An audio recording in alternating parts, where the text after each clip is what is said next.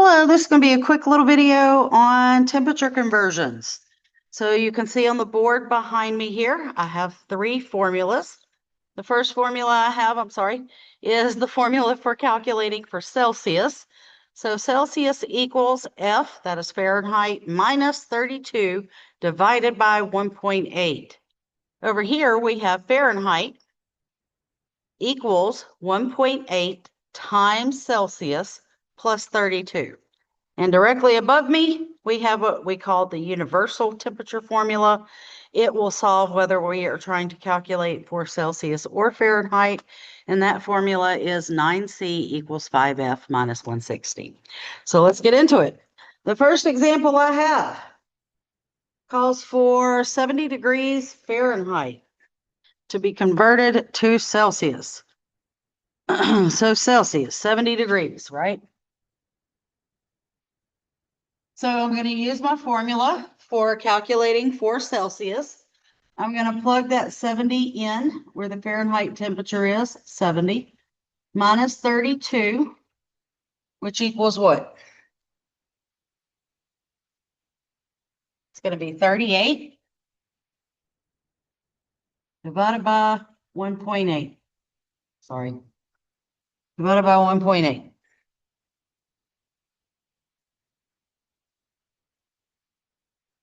So for this example, C equals 21.1 degrees Fahrenheit.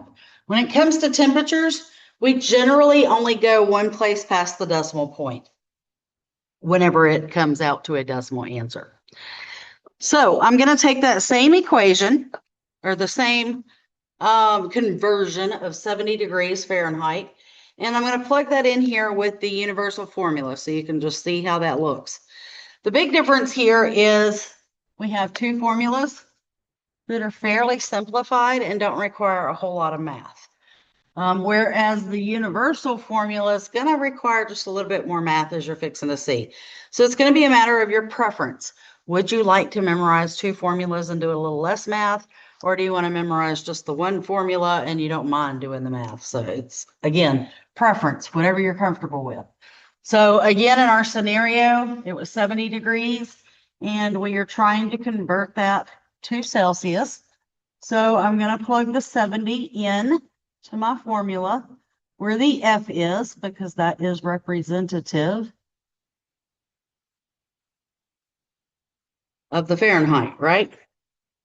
So if I multiply 5 times 70 and subtract 160,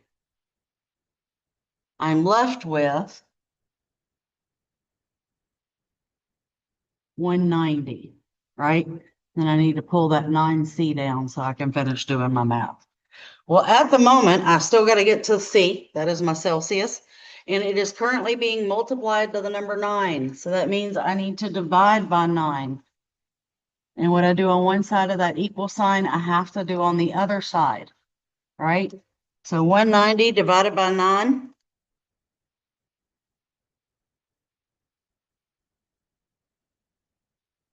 Oh, I put Fahrenheit over here. I'm sorry, that answer was in Celsius. So you see, we came out to the same answer regardless of which formula. Well, which formula was utilized? I'm so sorry. So again, it's just a matter of, do you want to do less math and learn two formulas, or do you want to learn the two formulas and do? So you'll find what's comfortable for you. Okay, so let's work an example where we solve for Fahrenheit. So let's say, for example, it is 26 degrees Celsius. So this is my formula over here for Fahrenheit. So I'm just going to plug in that temperature in Celsius where the C is in the formula. I said it was 26 degrees plus 32. And then we will just simply do the math. 1.8 times 26. Some of you, especially if you're using your phone, you might need to hit the equal sign before you hit the plus to add the 32. But you should get, and again, we're only going to go one place past the decimal on temperatures.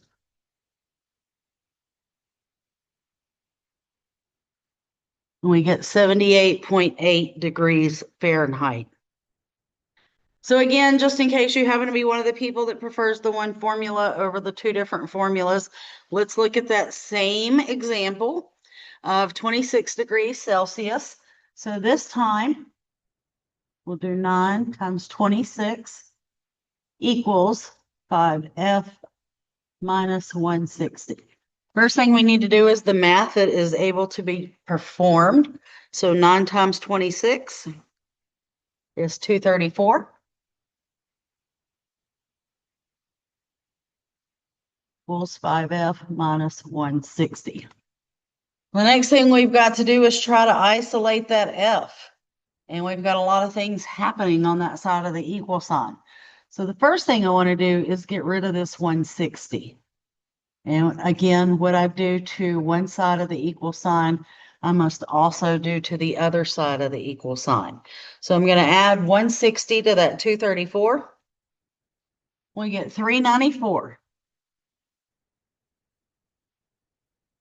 equal to 5F. All right, well, I still need to isolate F because I'm solving for Fahrenheit. And at the moment, it's being multiplied by 5. So I'm going to have to divide by 5 to isolate that Fahrenheit. And once more, what I do on one side of the equal sign, I must also do on the other side of the equal sign. And when we divide 394 by 5, we get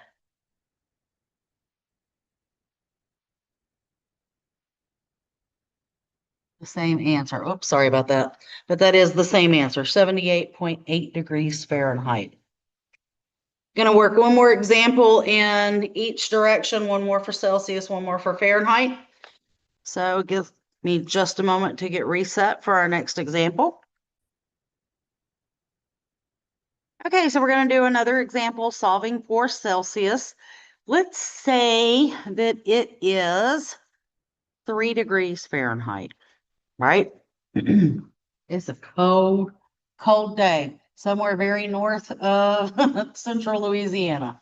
So I'm going to plug the 3 in where the F is on that formula. Minus 32 over 1.8. So we'll literally plug that into a calculator just as it appears there on the board. 3 minus 32. Again, you might have to hit the equal key, especially if you're doing this from a phone. And you should get negative 29, which then needs to be divided by 1.8.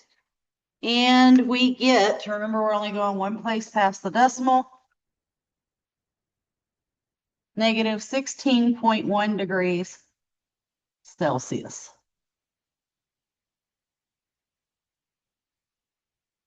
And again, just in case anybody is utilizing the universal formula, this is how that would look with the universal formula. We get the 9C equals 5. I've said it was 3 degrees Fahrenheit minus 160. So 5 times 3 is 15 minus 160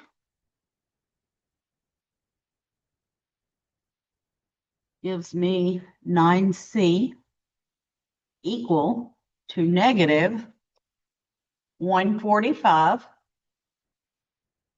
And at the moment, Celsius is being multiplied by 9. So I'm going to have to divide by 9 to isolate that C. That means I'm going to have to divide by 9 on the other side of the equal sign. So negative 145 divided by 9 equals negative 16.1 degrees Celsius. So again, as you can see, it does not matter whether we use the universal or we're using the specific formulas. It's just a matter of preference and what is comfortable for you. One final example solving for Fahrenheit. Coming right up. Okay, let's say that it is a negative 12 degrees Celsius. And we need to solve for Fahrenheit. So I'm going to take my 1.8, bring that down. I'm going to put the negative 12 in where the C is on that formula. And then we're going to add 32.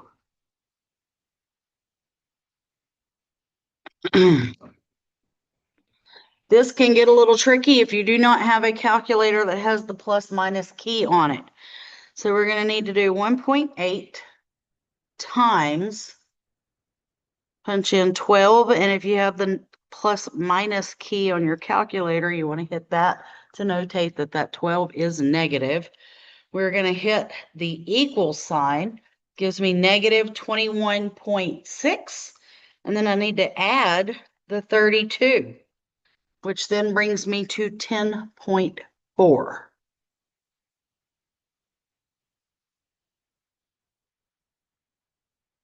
degrees Fahrenheit. 10.4. Let's look at that same example again with that universal formula. So we said that Celsius was negative 12, so that's going to be 9 times negative 12 equals 5F minus 160. So 9 times negative 12 is negative 108. Equal to 5F minus 160. So again, I've got to isolate that F. First thing I need to do is get rid of this 160. What I do on one side of the equal sign, I have to do to the other side of the equal sign. So negative 108 plus 160 is 52, equal to 5F. So F is being multiplied by 5. I've got to isolate it, so I'm going to have to divide by 5 to cancel that out. And once again, what I did on one side of the equal sign, I must also do on the other side of the equal sign. So divided by 5, and again,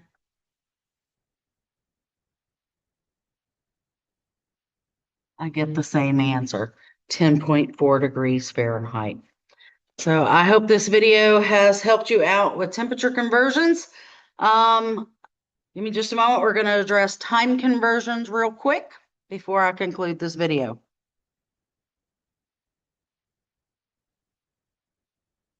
Oh, well, sorry. Okay, so unfortunately for time conversions, there is not an actual formula. We have 2 time clocks. We have the 12-hour time clock, which is what most of us here in America are most used to, where midnight is 12 a.m. And from there, we move into 1 a.m., 2 a.m., 3 a.m., 4 a.m., 5 a.m., 6 a.m., so on and so forth till we hit noon. And then we switch to p.m. And after noon, we go to 1 p.m., 2 p.m., 3 p.m., so on and so forth, etc. The only difference between that version and the 24-hour clock that the rest of the world likes to use is the fact that on the 24-hour clock, there is no a.m. or p.m. Midnight is referred to as either 2400 hours or 0 hours. It is 2400 hours and 0 hours are both referring to midnight a.m. At noon, right, we have worked our way in the 24-hour clock. If it starts at 00, 1 o'clock a.m. becomes 0100 hours, 2 a.m. becomes 0200 hours, so on and so forth, until we hit noon. At noon, it is 1200 hours on the 24-hour clock. And this is where the big change comes in, is after noon, there's no p.m. on the 24-hour clock. So instead of 1 p.m., we add 12 to the 1, and it becomes 1300 hours.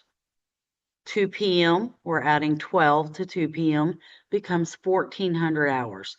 So on and so forth until we get up to the 2400 hours, which of course is equivalent to 0 hours for midnight a.m.